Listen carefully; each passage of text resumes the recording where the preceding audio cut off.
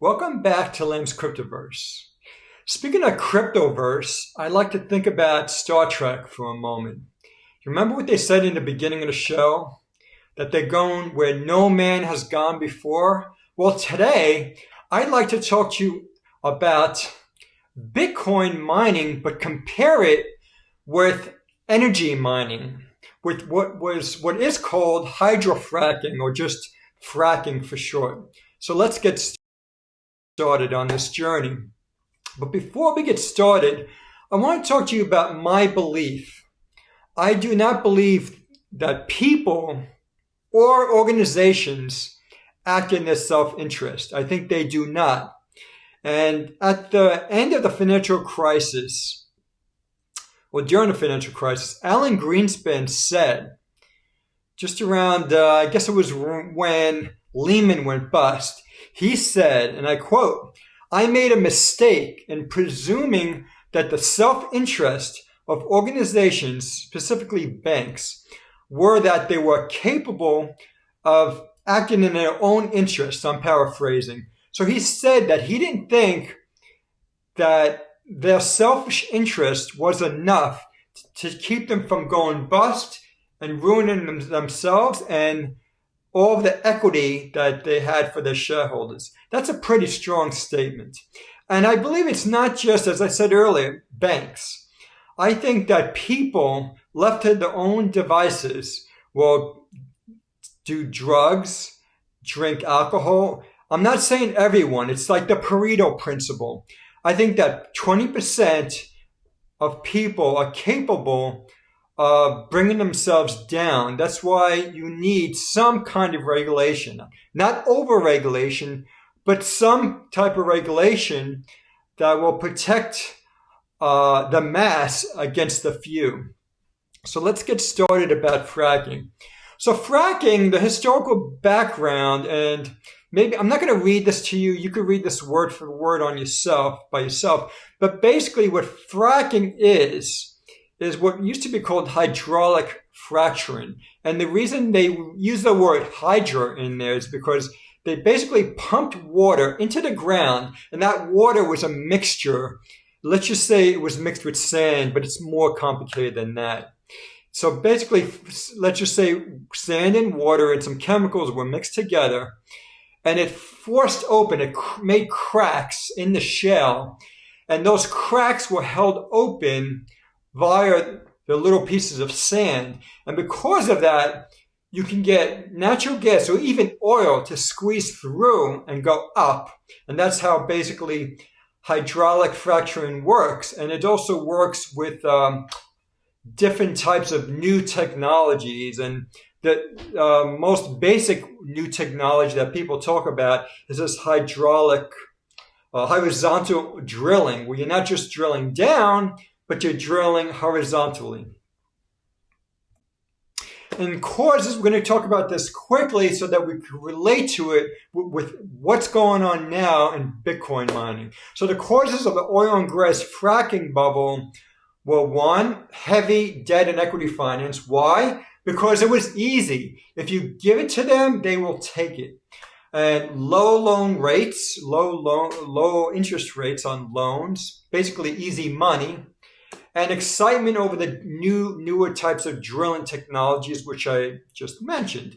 And of course, oil prices were high. You need a backdrop of high oil prices, high prices of anything, in order to get the bull started. Oil and gas, the financial attributes and issues were like Sarah Palin said when she was running for VP with McCain. She said, "Drill, baby, drill." And that was her motto, right?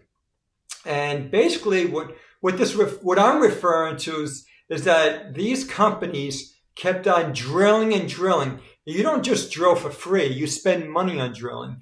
And if you look at cash from operations minus capital spending, or CapEx, basically this is free cash flow. It was negative since hydraulic fracturing even started. I mean, it started years ago, but it became really popular beginning around 2010. And these drilling companies made promises. I'm sorry, not drilling companies, O&G production companies. They made promises that in the future there would be lots of money to be made. And this never happened. They operated on free cash flow negative, basically. They operated on a cash flow deficit basis. So both fracking and Bitcoin mining have been a public sore. Miners have been criticizing for wasting electricity and using as much electricity as has been used for running a small country. It's insane. As you know, Bitcoin mining is very energy intensive, and it even uses some fossil fuels, right? It depends on how that electricity is being generated and what that feedstock is. And there's also another criticism.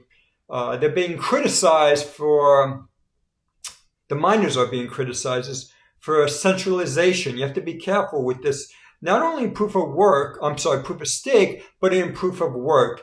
When you get mining pools, then you get centralization, and you don't want centralization because when you get that, you can get control of the network. So the fracking bust occurred due to too many rigs. There was just too much production. There was overproduction. And when there's too much supply, you know what happens. Prices fall.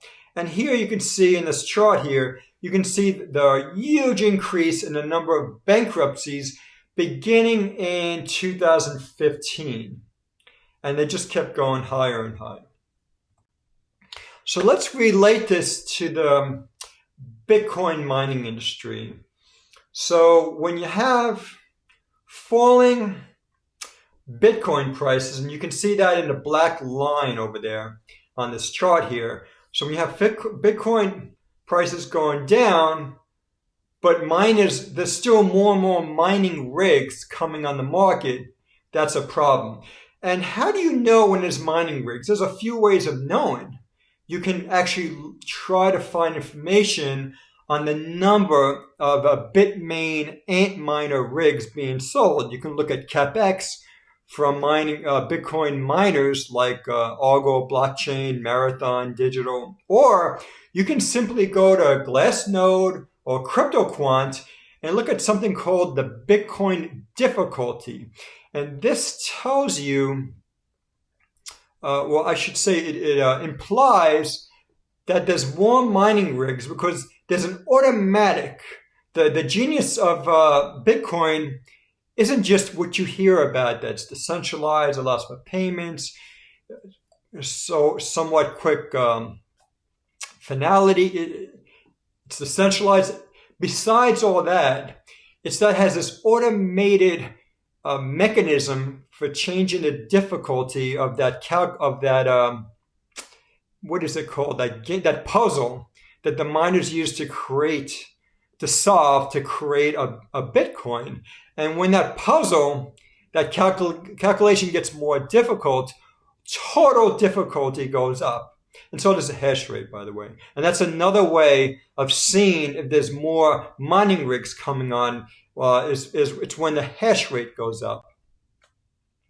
And so how are miners doing? Well, because there was too much money going into putting up these new mining rigs for Bitcoin and all the debt and equity financing, these companies are operating at a cash flow deficit because of that and the lower Bitcoin price. I mean, as you can see, there's a whole bunch of elements and reasons why miners were having problems. But because of that, you can see that the Puell multiple, and you can see the definition in the bottom. But basically, you could see the Puell multiple went into the danger zone. The danger zone is when it goes down into that green area. And that means that Bitcoin miners are having problems making money. Now here, what I did is I did two things. I've got some notes here, and I've also got a chart here. So let's talk about the notes first. So why did the Bitcoin miners go bust? I already mentioned some of these. Too many mining rigs. The need for constantly rising hash rate. I should have restated that. there's a need actually for constantly more cost-effective mining rigs. So the mining companies wanted to put the next greatest bleeding edge rigs, and those cost money. So what they would do is they would have pretty high average production costs, but on their investor relations presentations, they would advertise the incremental production costs that come from their bleeding edge mining rigs. So you have to be really careful reading the presentations from these mining companies. And of course, another reason why, and I mentioned this already, why these mining companies are in problems is because Bitcoin prices have been coming down. I think they went down something like 65, 70% from their high versus last year or the year before. And I mentioned the high difficulty and rising electricity prices. And electricity prices have, and the intensity of those mining rigs have been so bad that this has become a political issue in places like Canada, but also in some states here in the United States. And now we've got weak capital markets. It's not so easy now to issue debt and equity when stock prices and debt prices are crashing. And lastly, and this is a chart I want to talk to you about, negative free cash flow. And as you can see here, almost every single publicly trading mining company has negative free cash flow. The only one that's positive is Hive Blockchain. And that, I'm not even sure about that. I think you have to dig down into that to see why it's positive. I think that could be some from hosting revenues or maybe some Ethereum mining. We have to drill down into that. But if you eliminate that one and you look at Hut 8 mining out of Canada, Riot Blockchain, Argo, GleanSpark, Marathon Digital, which is expanding rapidly, Core Scientific, they all have negative free cash flow. And as you know, Argo had a near-death experience and Core Scientific has gone bankrupt. And one way of knowing that is just looking at the ticker symbol. If you look there where the name is and you see the ticker, they added a Q to its ticker symbol to designate that it has gone bankrupt. Well, I forgot that I actually wrote a list here. So yeah, bankruptcies in 2022, and you can see what I just mentioned. And we've got some bankruptcies of mining units like Celsius's mining unit, BlockFi, they've gone bust, I believe. And I mentioned Argo's got problems too, but they've been saved maybe temporarily. Next slide. The Bitcoin miner bust continued. So like I said, we've got weak capital markets, high financial leverage. So there's a few ways of measuring financial leverage. I used to be a credit analyst. As a credit analyst, I used to look at debt to equity, debt to capital, debt to assets, and I especially looked at debt to EBITDA. Now, debt to EBITDA is a favorite of Fitch, S&P, and Moody's. You want debt to EBITDA to be below 3 times. So when it's below 3 times for a normally sized company, that's investment grade. So what do we have here? So I would expect that debt to EBITDA would be worse for Bitcoin mining companies. I would expect it to be above 3 times. It's not. It's so bad that it's actually negative, and this is unseen. So if you look at all these companies, other than the light green there, that's CleanSpark, they're all 0 to negative. That is extremely bad. That is like in bankruptcy territory. So the only thing holding them up is their short-term liquidity, which I've talked about in another presentation where I talked about Bitcoin production costs, and I talked about how short-term liquidity is good because the current ratio or quick ratio is positive, meaning that cash or current assets or current liabilities is okay, and they could also sell Bitcoin that's on their balance sheet. They can sell that onto the exchanges. But the problem is that's not enough, because sooner or later, you're not going to have any Bitcoin left to sell. And then if you look at the debt to EBITDA, it's terrible. So sooner or later, some more of these companies are going to have to go bankrupt if Bitcoin prices fall, because these companies will run out of either cash equivalents, or Bitcoin. Well, that's all, folks. Thanks for listening. And let's just conclude by saying we've got a few takeaways here. Number one, miners have had a near-death experience. Number two, I think they're going to get more stressed.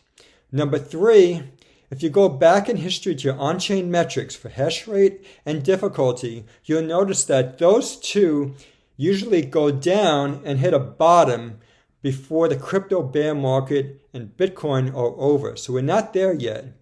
And lastly, financial leverage remains at risk. Any little decline, even if it's a small decline in Bitcoin, I think Bitcoin's trading in the low 20s now. If Bitcoin just goes down a few $1,000s, miners again will be at risk. So what I want you to say is that these two industries are similar, very similar, even though they're completely different. Hydraulic and fracking and Bitcoin mining, in these industries are similar, and in the same manner that frackers went bust, and this took years, I think that mining companies are going to continue to go bust.